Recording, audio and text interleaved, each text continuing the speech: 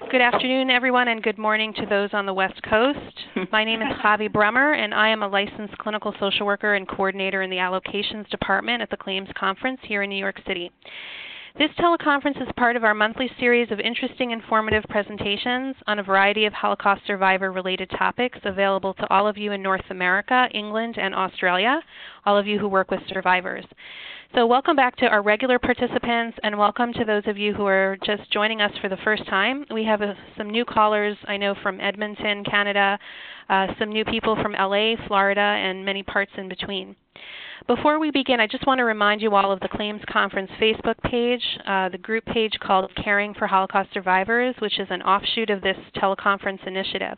We have 95 group members right now, and I want to thank those of you who posted questions and responded with some good ideas.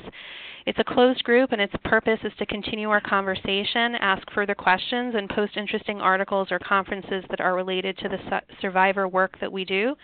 And I encourage those of you living in smaller towns and who are more professionally isolated to utilize the Facebook page. Feel free to share best case practices as well as other teleconference topics you would like to hear about there. If you're discussing a particular issue on the Facebook page, please make sure you don't post any identifying information about clients in order to preserve client confidentiality. If you are interested in joining the group, you need to already have a Facebook account, and you can just type in Caring for Holocaust Survivors in the search engine and request to join the group. If you have any feedback about the teleconference series, please let me know via email at javi.brummer@claimscon.org, and I'll spell that CHAVIE.BRUMER@CLAIMSCON.org. Okay, so this month's seminar is on, quote, helping our clients during times of unsettling world news. Once again, we have Elisa Stern, Director of Supported Services at Project for Holocaust Survivors at Bikur Cholim Chesed Organization, and Anat Granis, Clinician of Aviv Older Adult Services at Jewish Family and Career Services of Atlanta, Georgia, on the line as moderators. Our special guest speaker today is Dr. Irit Felsen, psychologist in private practice and adjunct professor at Yeshiva University. Dr. Felsen received her PhD in psychology from Hamburg University in Germany and has extensive training in trauma and trauma intervention, as well as many years of trauma research experience and clinical experience working with trauma survivors, including Holocaust survivors. So I just want to thank Elisa, Anat, and Dr. Felsen for their time and expertise. Most importantly, before we start, please take a moment now and put your phone on mute so that there is no background noise, which can be very distracting to the presenters. You will have an opportunity to ask our presenters some questions at the end of the teleconference. You were also sent instructions as to how to type in your questions throughout the call on the Join Me link. Please also note that this call is being recorded and the audio link will be put on the Facebook page within a day or two. So thank you all for joining us, and now I'll hand over the floor to Elisa and Anat.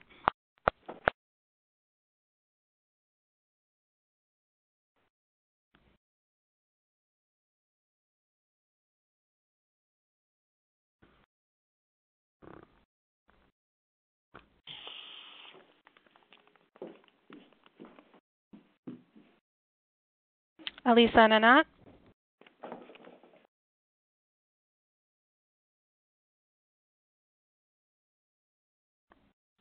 Can you hear me now? Yes, I can hear you now. Hello? Okay. Let me do that again. First of all, hello, friends. Thank you for joining us today about this important topic. This is Elisa Stern.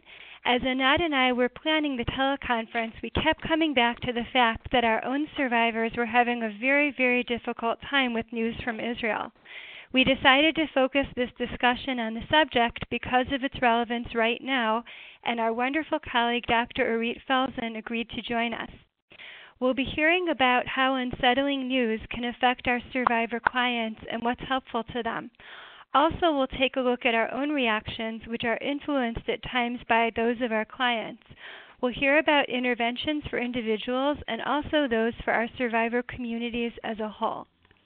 Before I hand over the mic to Anat, I want to mention that I had created a separate Facebook account to be able to be part of our Facebook group, and Facebook realized that I was the same person because I had put in my account the same phone number. So what I would encourage you to do if you create a separate Facebook account to be able to join the group is that you use your work phone or your work email as part of signing up. So there'll be two completely separate accounts. Okay, now I'm handing over the mic to Anat. Thank you, Elisa. And again, welcome everyone joining us today. Unfortunately, there are many and often unsettling events in the world news, and our clients are receiving the information about what's happening around the world through the media. And mostly it's TV. Many of them are not connected through the Internet. As they receive this news, commonly what we can see is many reactions of anger, fear, anxiety, nightmares, and many other triggers that they're reacting to. And they turn to us, their social workers, their case managers, with questions, asking for support and reassurance. And as Elisa and I were talking over the past several weeks, especially with the current events in Israel, some of the questions and comments that we have received from our clients have been, for example, did you hear about what happened in Jerusalem today? They are killing our children again. What are we going to do? What are we going to do? Can you believe how awful the media coverage is? Why are they attacking us again? Are you sure Israel is going to be okay? Nobody was there for us years ago, and again, we feel that the world is against us. You are from Israel, many of them referring to me. What do you think? What are your contacts telling you? Many of them think that I have direct line to Prime Minister Netanyahu. I'm so concerned for my family in Israel. I wait for their calls every day. I can't attend the next Cafe Europa. I have to stay at home and wait to hear that they are okay. And those are just some of the comments that Elisa and I have received over the past several weeks. And this is not only referring to events in Israel when big world events take place and tragedies. We hear an increase of anxiety and comments from our clients. So, Dr. Felsen, on behalf of all our organizations and many of us participating on this call today, again, thank you for presenting, and we are looking forward to hearing some of your comments about this topic. Thank you very much, Elisa, Javi, and Anat. I thank you, first of all, for the invitation to speak here. And I also want to express my very deep appreciation for you for the swift recognition and response to our clients and to our own heightened levels of anxiety in these very difficult days. So I will try to speak as fast as I can and for about no more than an hour so that we have a few minutes left to have some questions, right? Mm-hmm. Yes. Okay. So what we see, as Anat captured it so well, is that the recent events constitute re-traumatization for our patients. Our patients, our clients, the safety of the State of Israel and the connection to it are very important elements in the experience of Holocaust survivors and a very important anchor in their sense of safety in the world, wherever they are. Over the recent months, however, we have seen a terrible escalation of terrorist attacks in Israel, even worse than what has been definitely the worst period in terrorist attacks, which is the time between 2001 and 2007. But right now what we see is really a daily pattern of attacks by civilians against civilians that are in the streets and in the bus stops, creating a sense that there's no place that is safe but home, and that the streets are not safe. The streets are of my hometown. I hear from children of my friends, they're no longer feeling comfortable being out. It's an inconceivable state of affairs, really, for me. And it's a very reminiscent type of situation reminiscent of the attacks and the persecution of Jews before the Holocaust began. So it evokes very personal memories of such things for many of our clients, and the threats by Arab leaders and the way they speak about it add to the fear for the actual survival of the state. So we definitely are looking at events that are powerful re-traumatization for the survivors. And the question that is very much a debate in the literature about post-traumatic reactions and about resilience is whether previous experiences with extreme stress provide some kind of an inoculating protective capacity, or whether they actually leave people more sensitive to future stressors, and especially stressors that are very reminiscent of what they've been through before. So we'll talk a little bit about that. And there is definitely evidence for both. There is evidence in the literature that people that suffered extreme stress are more sensitive to future stress. And there is evidence from some studies that looked specifically at Holocaust survivors in Israel in previous times, during the Gulf War, for example, and the time that I just mentioned between 2001 and 2006. There is evidence that they suffered higher levels of anxiety and various symptoms than peers in Israel at the same time. This is actually consistent with observations in the literature about other populations. For example, as Solomon and Prager, who did a study about elderly Holocaust survivors in Israel in 2007, said in their paper, they quote Christensen, who examined reactivated post-traumatic reactions in elderly World War II American veterans, and found out that life events such as children leaving home, retirement, losses of important significant others triggered such PTSD reactions. And similarly, Chaim Dasberg in Israel many years ago, a psychiatrist and a child survivor himself, stated that Holocaust survivors he was seeing were reaching middle age, their children were leaving home, they were nearing retirement, and he spoke of the same type of reactions. He was beginning to see late onset post-traumatic reactions in people that had been functioning very well and had not had any such experiences for several decades. So that's just in response to stressors of regular life. What about responses to more severe new stressors? So there's evidence, again, in Holocaust survivors of heightened catastrophic reaction to new stressors. For example, their response to the diagnosis of cancer is more extreme than that of peers, as can be seen by the work that was published by Baider and Tami Peretz and their colleagues. They also, we have to remember that this is actually a very important finding, especially given the recent 2009, 2010 papers that came out and showed higher rates of cancer in Holocaust survivors, in lifetime rates of cancer in Holocaust survivors and in elderly Holocaust survivors. So these are stresses that are not really directly reminiscent of the original stress, and nonetheless they evoke a stronger, more powerful post-traumatic reaction in survivors.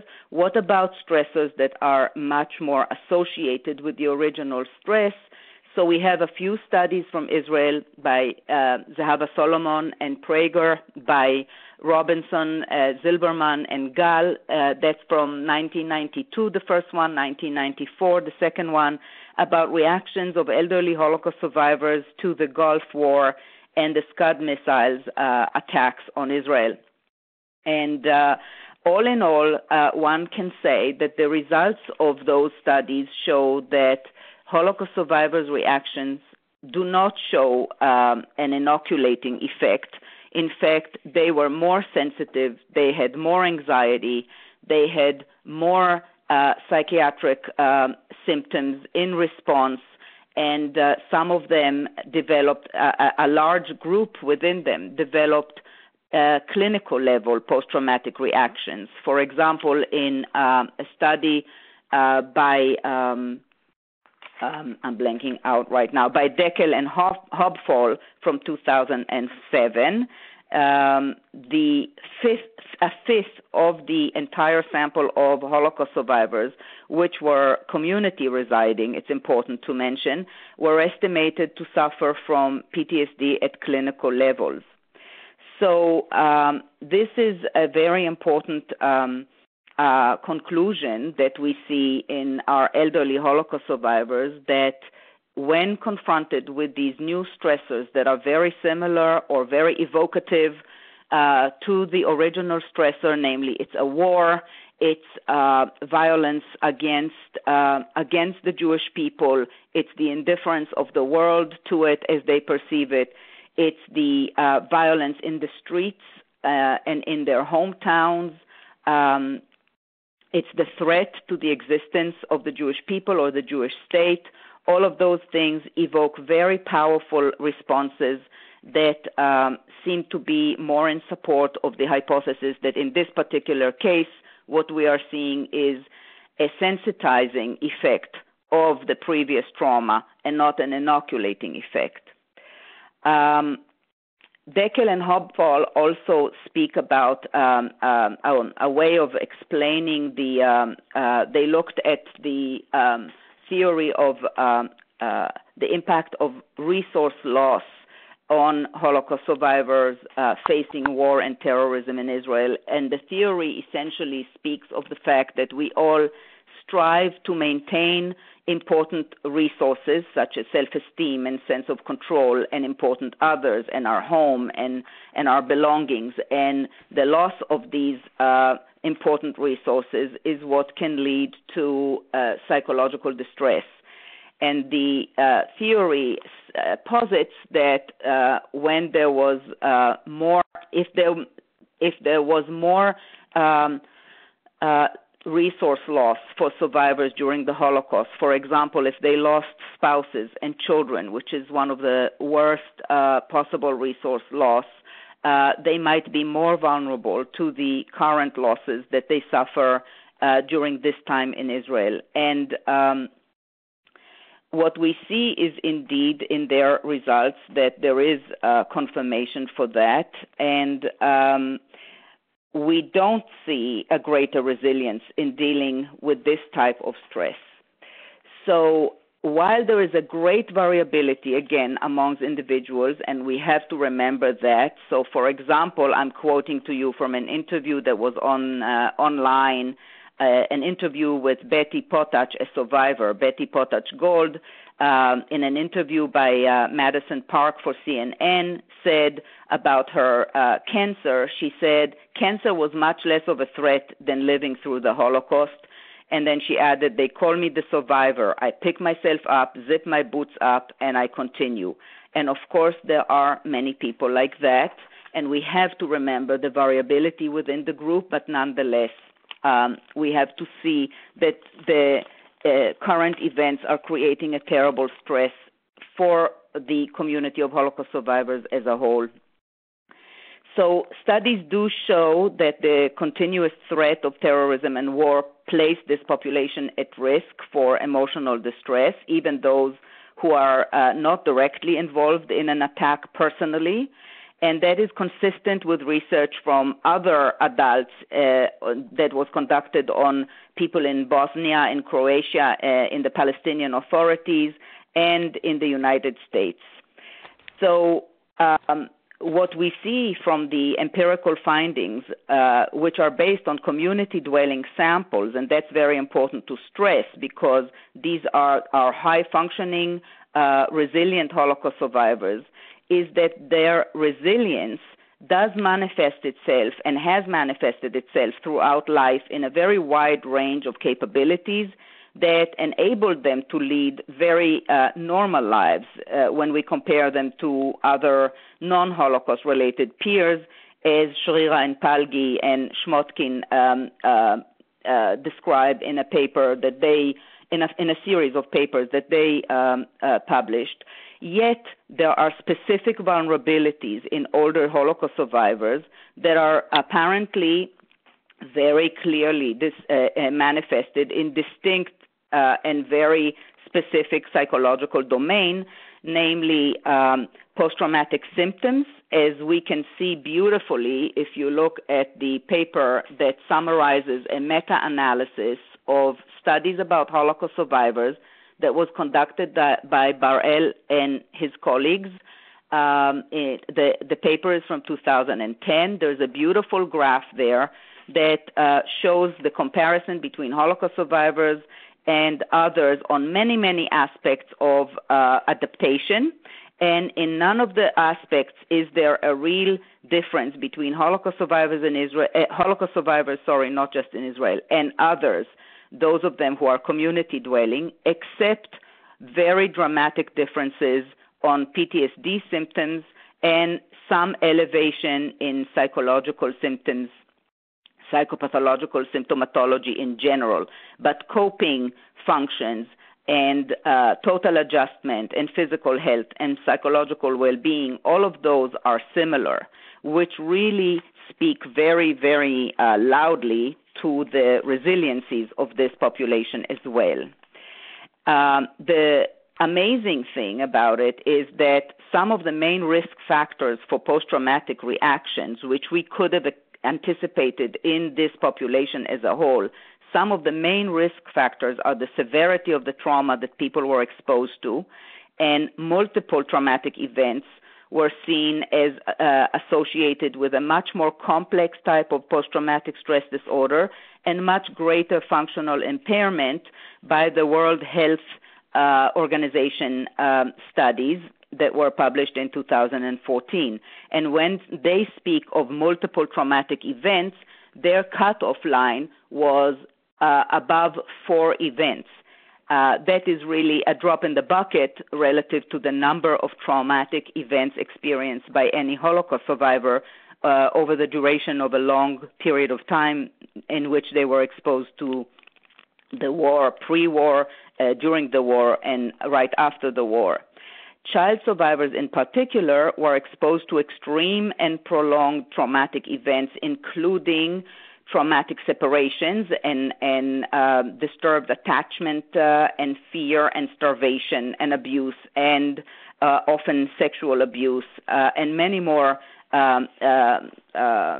traumatic aspects during a particularly vulnerable period in their development. So we would have expected much pathology as a result of that, especially since really studies show us the impact of adverse events in childhood on later functioning. And we do see some indication for the marks and the wounds that type of childhood left, specifically in child survivors of the Holocaust or child survivors of World War II. We actually see it in different populations. We see it in Finnish children.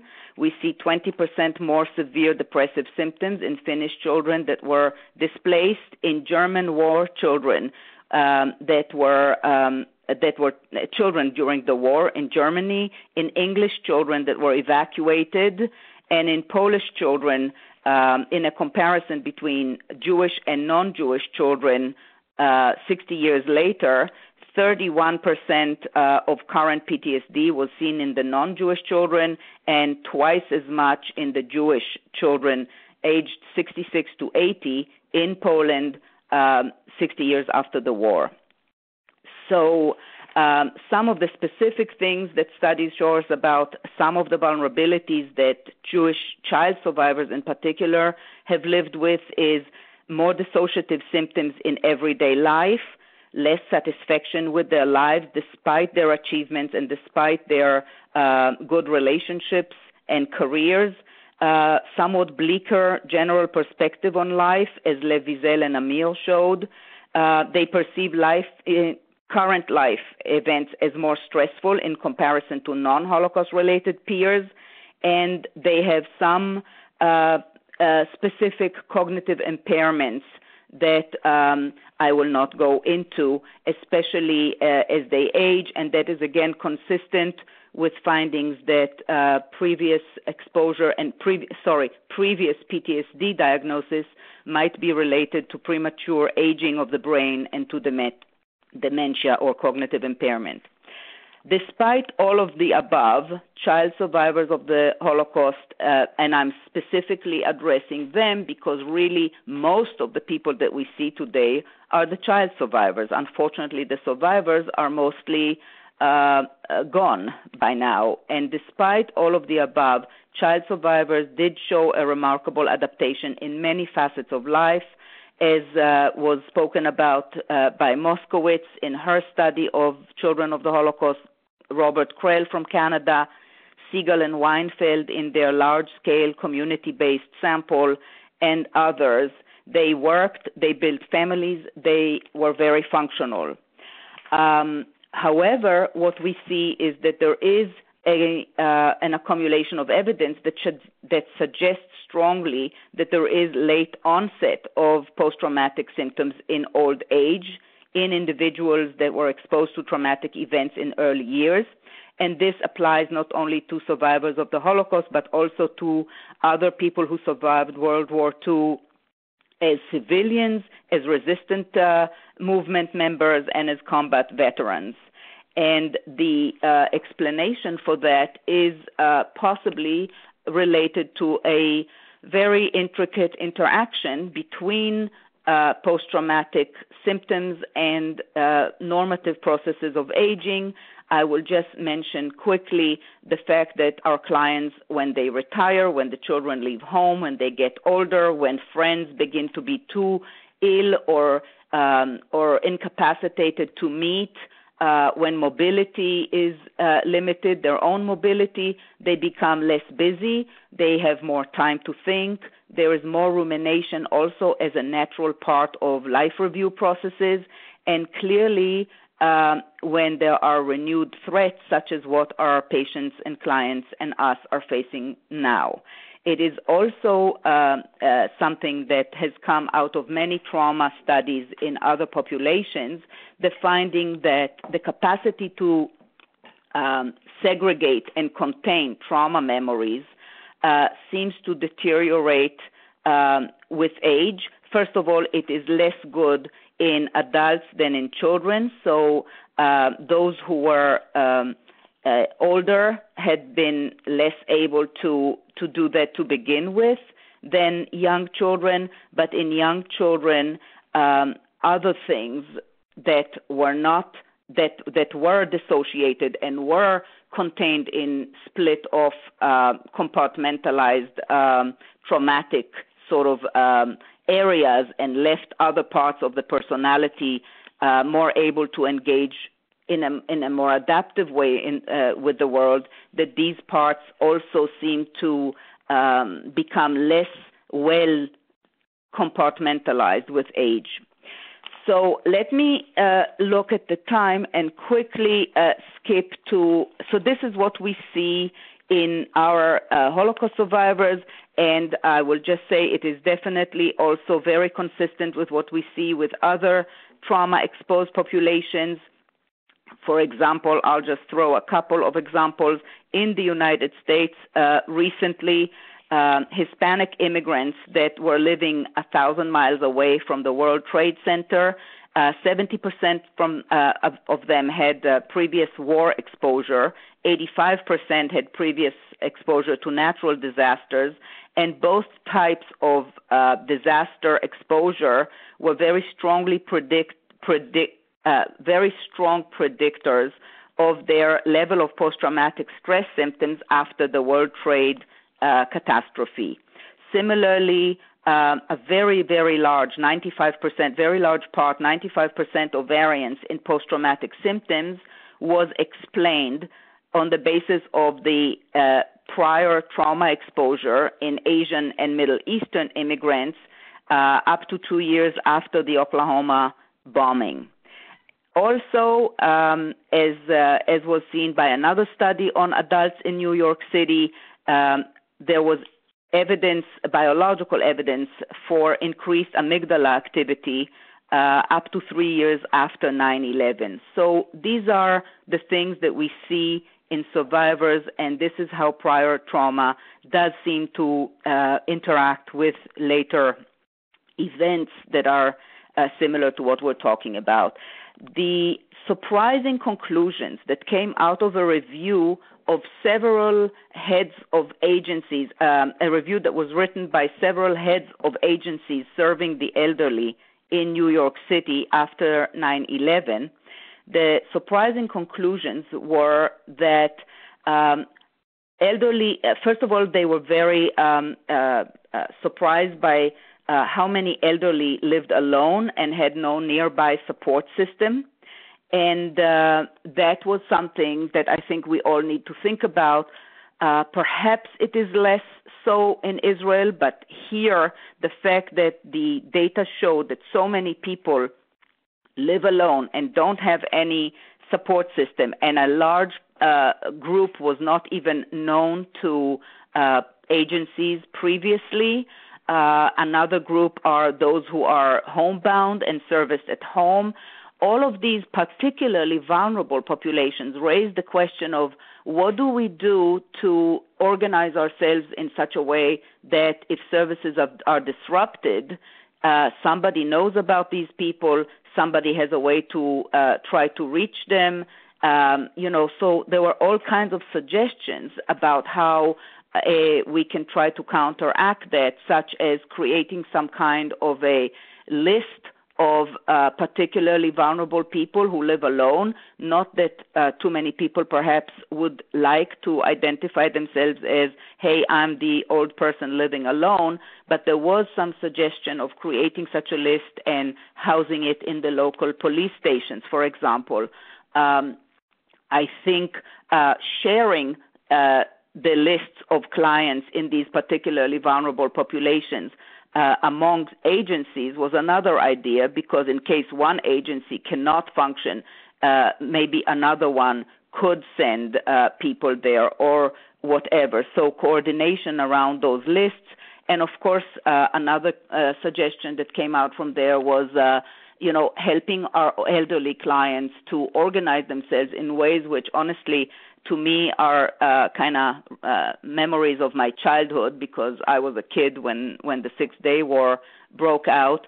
Having a bag in which you have an extra set of keys of the house and a flashlight and a transistor radio on batteries and the numbers of important people that you might want to call, and the very basic things that you might have, your medications, the basic things that an elderly person might have to have and grab if they have to be relocated and, they don't have the time and they're slower and they need to be ready.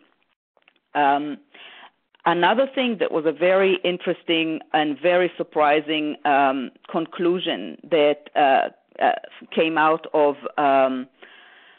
the reports about elderly in New York City by various agencies was that they were actually better prepared emotionally, even those who were suffering from many psychological as well as physical ailments and conditions.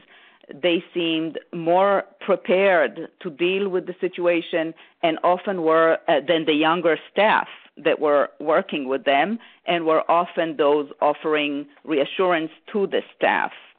That is not to contradict the higher level of anxiety and post-traumatic symptoms and sense of unsafety which Holocaust survivors expressed after 9/11, even in comparison to other elderly in New York City.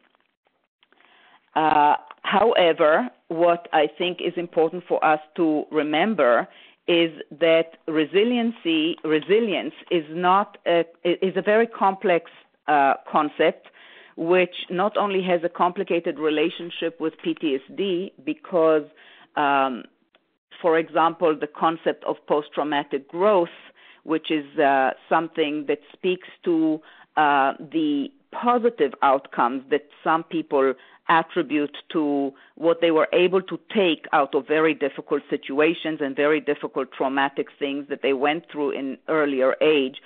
Post-traumatic growth is actually correlated with the severity of post-traumatic stress disorder. So it is something that is actually driven by the distress that somehow pushes people to a higher level of meaning-making, a higher level of clarity and coherence and cohesiveness of their values and what's most important to them and what they want to live for, which if we get to, I would like to connect to some of the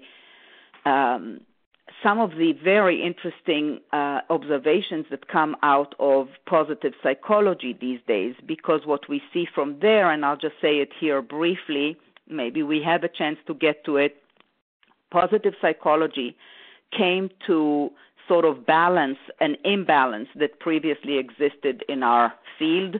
Our field tended and perhaps still tends to focus on problems and on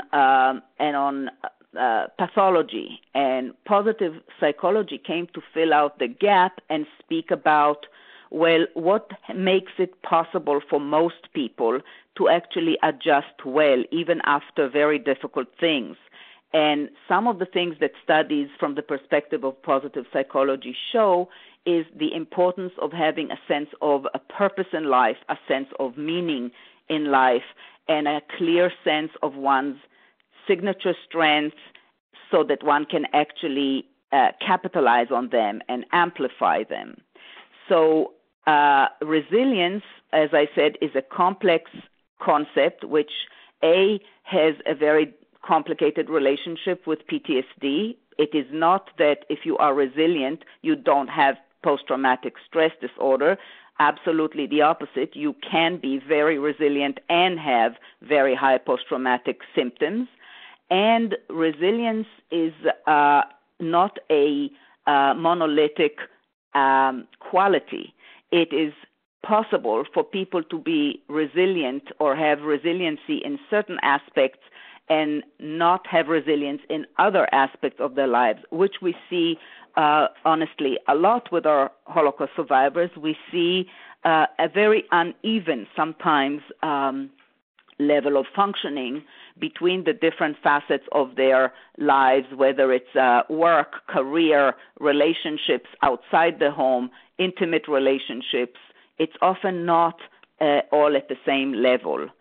So while we definitely see a lot of elevated symptoms of anxiety and post-traumatic reactions and sense of danger among our Holocaust survivors, we also do see the possibility that their age and the experiences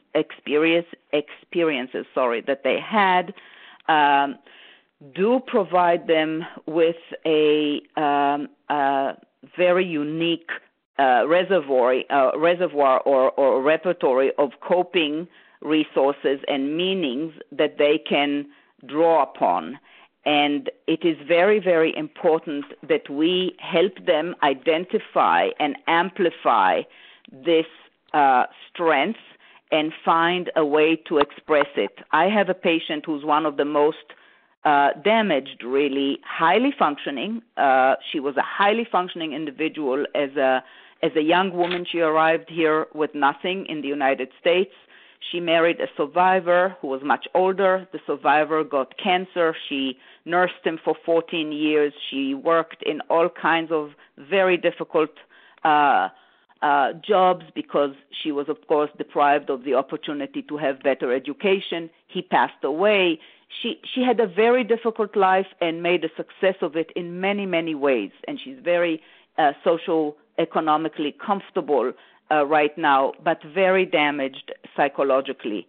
And she said to me, during the difficult times after 9/11 or when other terrible things happen here, when people all of a sudden have a different patience and willingness and appreciation to what she has to offer, she feels so much better. And it's not that she enjoys the disaster. She enjoys the natural sense that all of a sudden her strength, what she has to offer is of value to other people, and she can help them, and she can be valued for what she's been through and what it gave her. And that's part of what we need to create, is the opportunities for our clients to feel this way with us and as a community. We need to create these opportunities. Another thing that came out of the report about elderly people in New York City after 9/11 was that the participation of older people in congregate settings of all sorts almost doubled.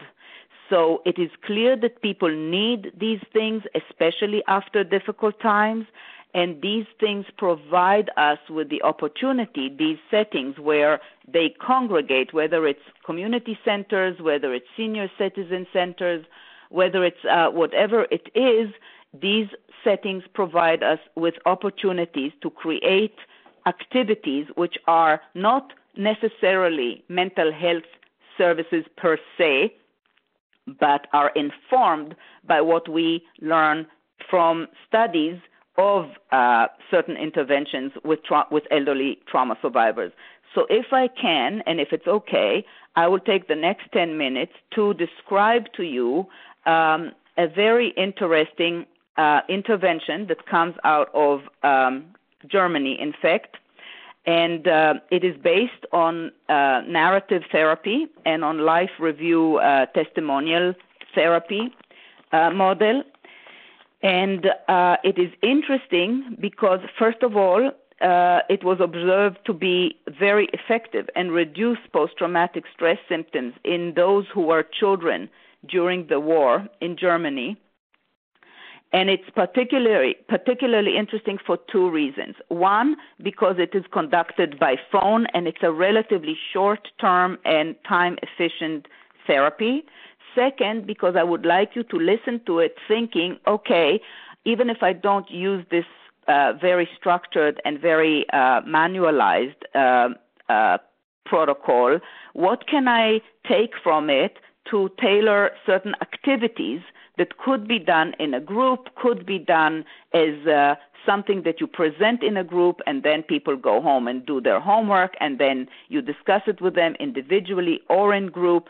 But what can I take from it as ideas for activities that might be helpful in that realm that I specified as not mental health services per se, but informed by it? So the therapy is a therapy based on Erickson's psychosocial phases. So there are two 45-minute writing assignments that the people are asked to do during a 6-week period. Each week is dedicated to one of Erickson's psychosocial phases. So early childhood, 1 to 4, childhood, 5 to 12, puberty, 13 to 18, early adulthood, 19 to 30, adulthood 31 to 50, late adulthood 51 to 65, and older age 66 and older. One essay is dedicated to each phase. And the way it works is in Germany, the therapist and the participants interact solely via the study website. There's a website, and after each assignment that the person writes, the therapist provides individual feedback within 24 hours.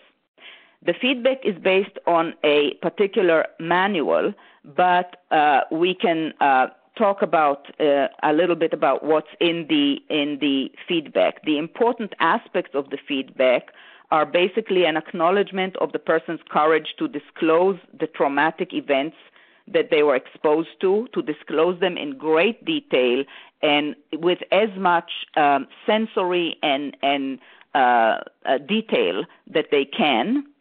and reinforcement of independent work, of how important it is that they should do it and how great it is, feedback and encouragement to voice questions and whatever doubts they may have.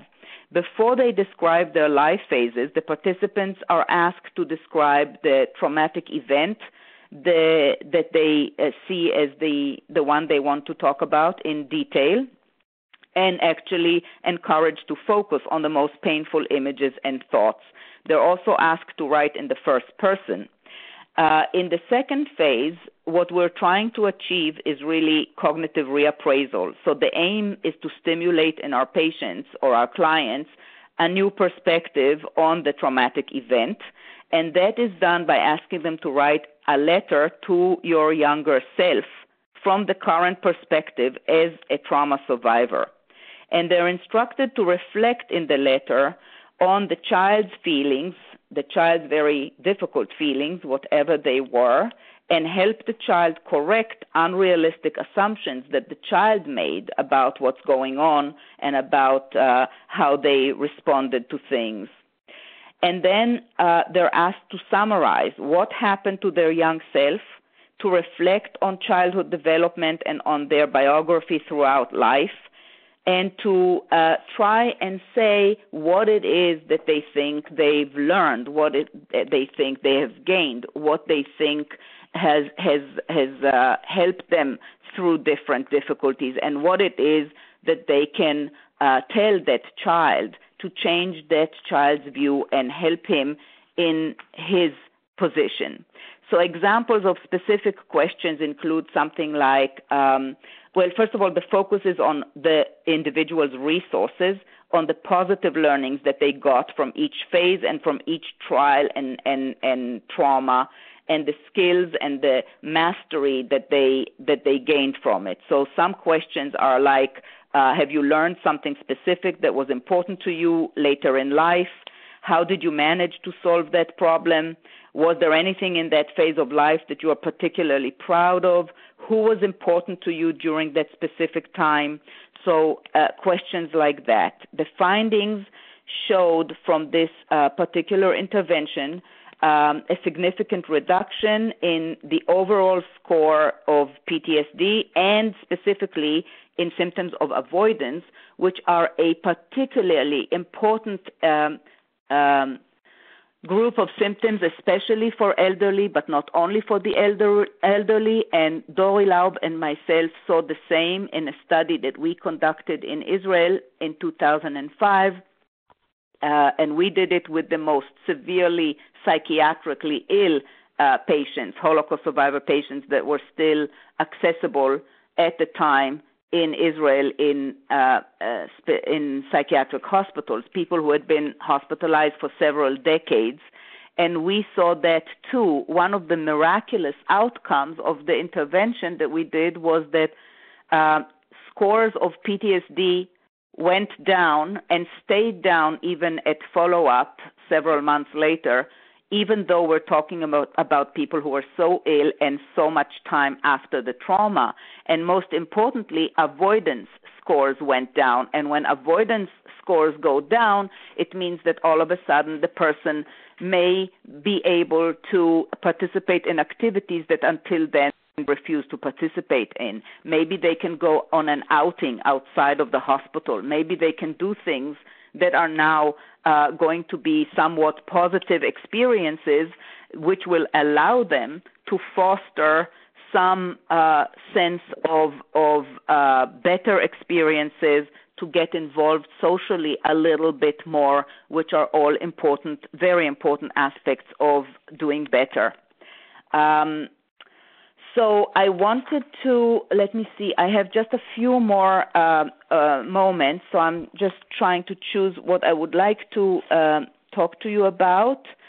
So again, I wanted to go back to, I know there was something that was very important to me. We see that there is now very specific body of studies that look at particular cognitive strategies that characterize better adaptation or higher post-traumatic symptoms in people that suffer from post-traumatic disorder. And one of the possible new ways of looking at it is that people who suffer from post-traumatic stress disorder or symptoms after a very difficult event are people who have a hard time cognitively blocking out irrelevant or unwanted thoughts in general. That's the way their brain, their cognitive style works. They have a hard time blocking them out, and therefore they're vulnerable to the intrusion by bad thoughts after a terrible event. And so thought control, as it's called, thought control strategies are assessed by a particular instrument that examines cognitive strategies. So there are 5 subscales in that instrument. One that is distraction, that measures distraction. So the strategy that would be something like, I occupy myself with work instead. When I have a bad thought and I don't want to think about it, I occupy myself with work instead. Another strategy is reappraisal. I try a different way of thinking about it. A third way is worry. I focus on different negative thoughts instead. A fourth one is self-punishment. I tell myself, don't be so stupid. Don't think it. The fifth one is social control, which is I talk to a friend about it. So 2 things that are very important for us in terms of tailoring interventions, both on the individual level and as group activities or on the community level, is that trying not to think about the bad thoughts has a paradoxical outcome. It does not really work. We really are on the right path when we assume, and I think most of us in our field assume, but correctly so, that processing it and helping people achieve a better integrated, insightful view of what they're thinking about is more helpful, because trying to suppress it seems to actually be related with increase in post-traumatic stress symptoms. The most useful 2 cognitive strategies, as seen by studies that looked at this type of data, are distraction and social control. So really, we're saying that doing something else, getting very busy and occupying myself with work instead or with other things instead, and reaching out to people and being with people and talking to people connecting with people are the most effective ones in terms of being associated with lower post-traumatic stress symptoms. These are actually, if you think about it, the 2 paramount adaptive strategies that the older literature showed to be typical of Holocaust survivors. We just didn't frame it necessarily in a positive way, the way that it was seen before, because our field, as I said, was skewed a little bit more towards the pathology and towards looking at the pathological aspects of their adaptation than the resilient aspects. But really, when studies showed, like Shushan's study from '89, who spoke about it in very simple terms but very evocative terms, that survivors did a lot of doing and had a deficit in the aspect of being, that may very well be true, and that may very well reflect exactly that. They occupied themselves with intense work and busy stuff. They distracted themselves, and while it may have been detrimental definitely to some other aspects in their lives, to the capacity to relax and to enjoy certain things, it was perhaps very useful in terms of controlling post-traumatic stress symptoms. Social control, at least from my perspective, having grown up in Israel, I marvel and admire, and the older I grow, the more I marvel and admire at the survivors' capacity, those survivors that I had grown up amongst, to create these very close-knit, incredibly intricate, large group of relations, relatives, friends, substitute family that consisted of very far distant relatives and just friends, and create that kind of a context, a social context around themselves and around us, their children, which I think was so helpful in what we see in the second generation, which is that all in all, relative to our parents' traumatization, we've come out not too shabby.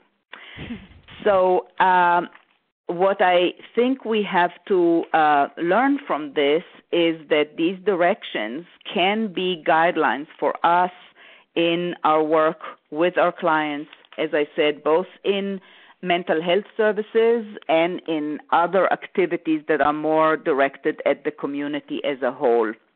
We need to help them integrate better. We need to help them identify the strengths, their signature strength, what they've managed to learn, what they've managed to do. Miraculous things did happen in their lives. They survived the Holocaust, and then they lived to see the establishment of the Jewish state, where a handful of poorly trained and poorly equipped kids managed to defeat the armies of several organized countries. It was not clear in any of those situations that, yes, we will survive, yes, the end will be good, but they lived to see it, and that is what they have to give us too. They are living proof of the fact that there is reason, even when things are very bleak, to believe in our survival and in our adaptation, and in the fact that the State of Israel will again succeed to get through this, and we will succeed in getting to a better time. So I will stop here. Thank you very much.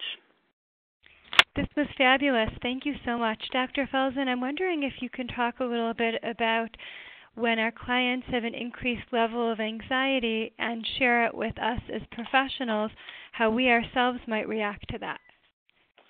You know, I think that in these situations, I think that it would be simply natural to acknowledge that all of us are somewhat anxious.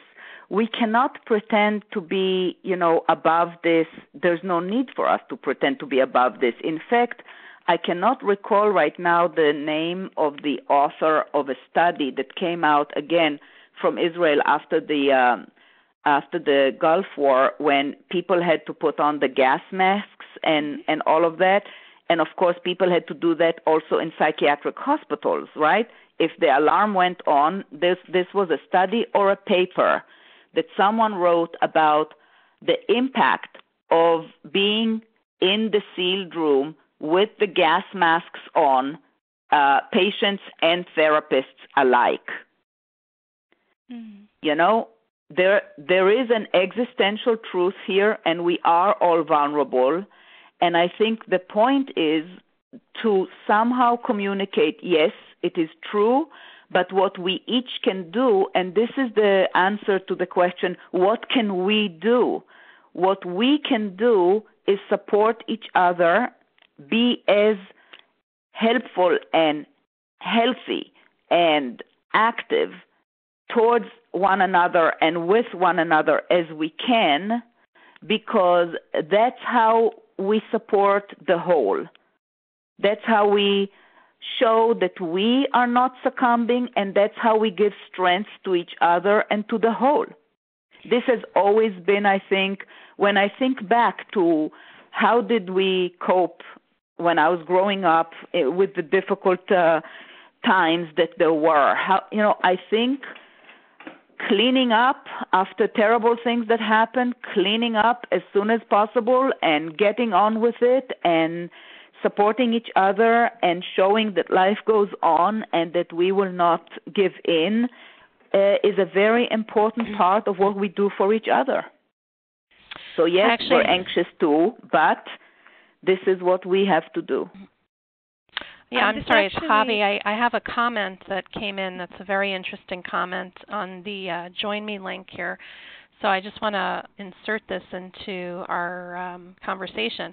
The comment says, recent and still ongoing conflict in Ukraine have also affected the survivors of Ukrainian and Russian Jewish origin, which I think is an added layer, I'm sure, for those survivors. So I just want to put that out there. Absolutely. Unfortunately, if we really look carefully at the world that we are seeing around us right now, there are a lot of people who have all kinds of added layers that they're exposed to right now. Yes.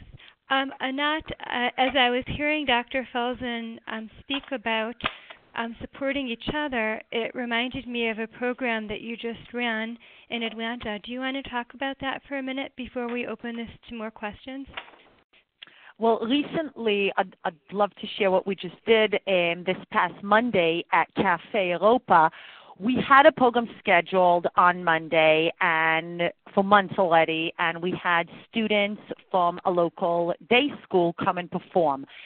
So what we had done in lieu of all the events, we had asked them to recite the Avinu Shebashamayim, the prayer for the state of Israel. Right. And it truly was a very memorable and touching moment, as the rabbi had offered to anybody who can and is able to stand up and recite it together with the students.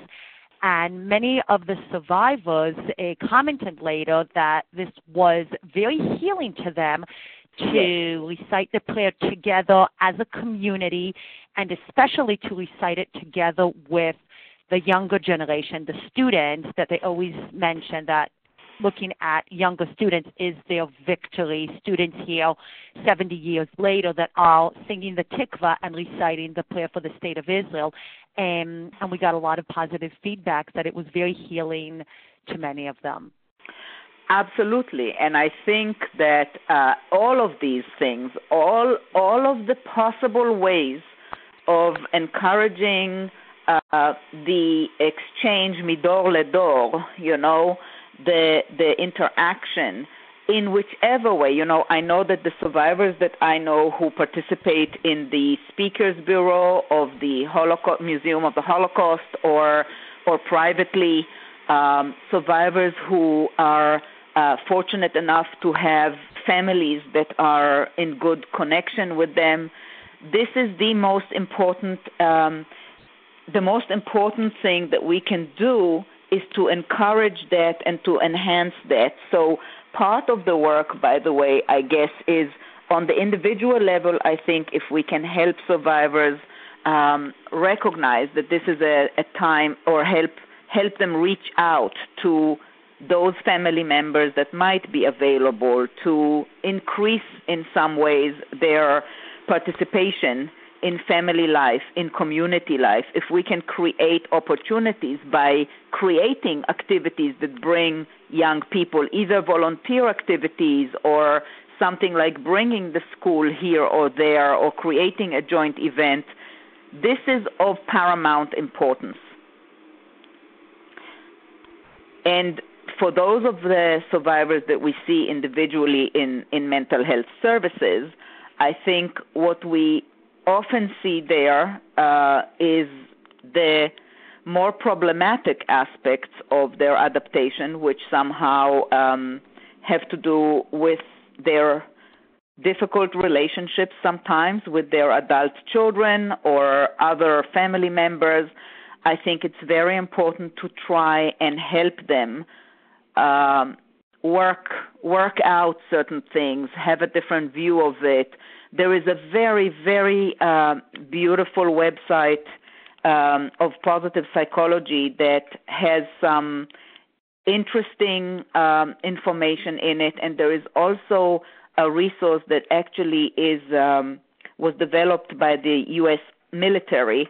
It's a resilience training for personnel in the military, but it specifically speaks about ways to enhance relationships, which is such an important part in in combating post-traumatic symptomatology. We see that all over the world, really, is that the quality of one's social relationships, starting with their family, their spouse, their children, their adult children, and the environment, the social environment in larger circles, is a critical element in the quality of adaptation that the individual is able to reach or maintain, especially in destabilizing times.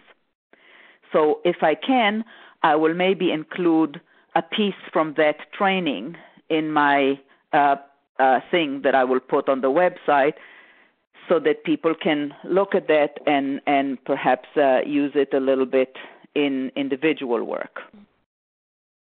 Oh, very good. Do we want to open it up now? I'm just looking at the time. Do we want to open it up for questions and comments from our listeners? So I'm just going to ask, just because we have about 40 callers. I know many of you sit in as groups, so it's probably more than 40 people listening in.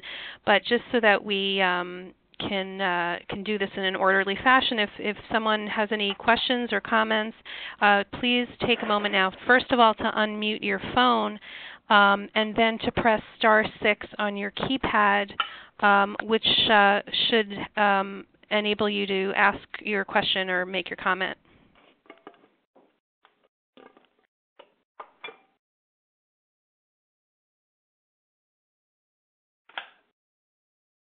I do want to say just we have another comment from the chat on the Join Me link, which is also, again, just in addition to the Ukraine issue that somebody brought up, this woman is saying another example of a current stressor is the refugee crisis. I'm assuming she's referring to the refugee crisis in Europe all over the papers because they too were refugees.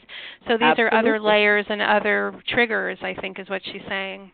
Look, it's all over the world. I know that some survivors who saw pictures of the mass killing into a big grave of what are they called, the Yeji? I'm sorry, I'm blanking out of by Yazidi? ISIS. The Yazidi, I think you're talking about. The Yazidi.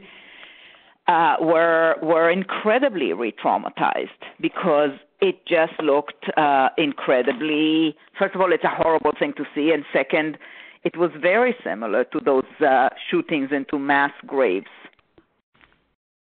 There are triggers all over the world right now for war, for the horrific things that are done to civilians, for terrible violence against civilians, for refugees and their sufferings. It's all over the globe, and it's plastered all over the media. And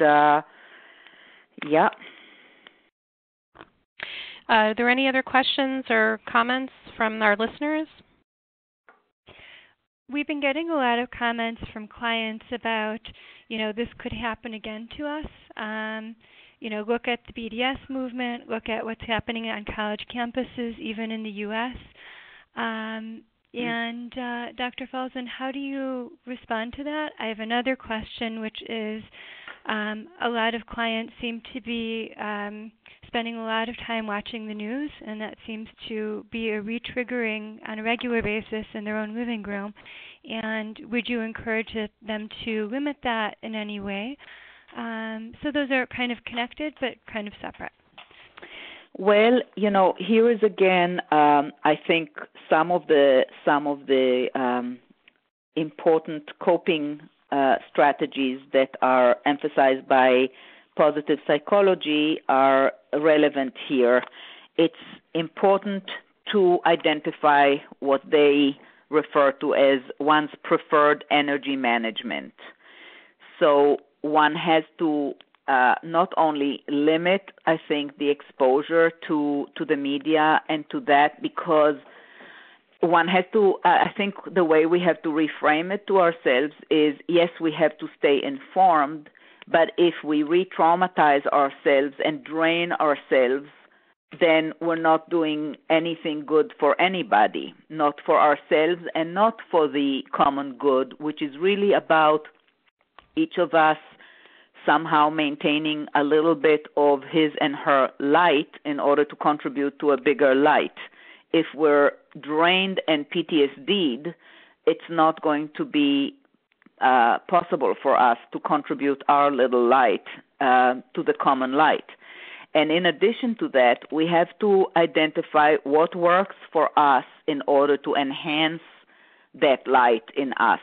So for some people, it's meditation or prayer or doing things that are incredibly relaxing and pleasant for them.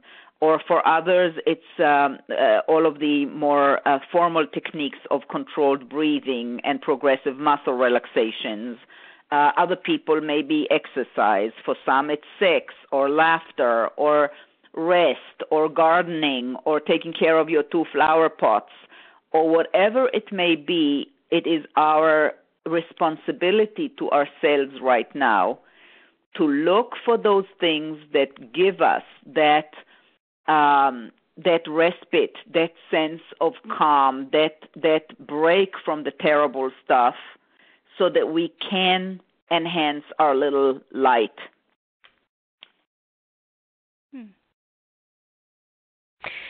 Do we have any? I'm going to one more go around because it seems for this call, most of the comments were made in the chat on the Join Me link. But if anyone is interested in asking Dr. Felsen or Elisa or Anad a question or a comment, so just carefully unmute your phone and then press *6 on your keypad, and that will enable you to make a comment or ask a question. Hello? Yes? Hi. My question is, she talked about the description of an intervention, and she seemingly casually referred to it as life review or narrative therapy. Is there a specific name? Because she said it had a strict protocol for that kind of therapy. Yes. It is called integrative testimonial therapy.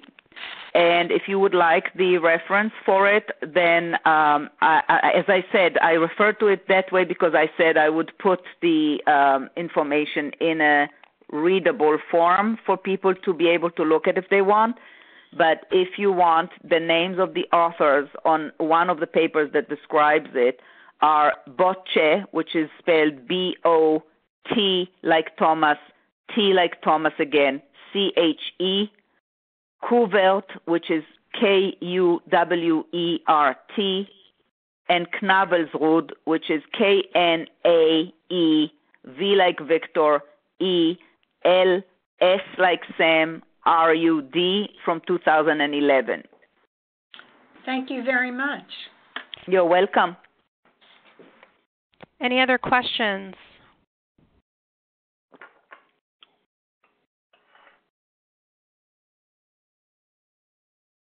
Okay. I think just a final word from Anad and Elisa.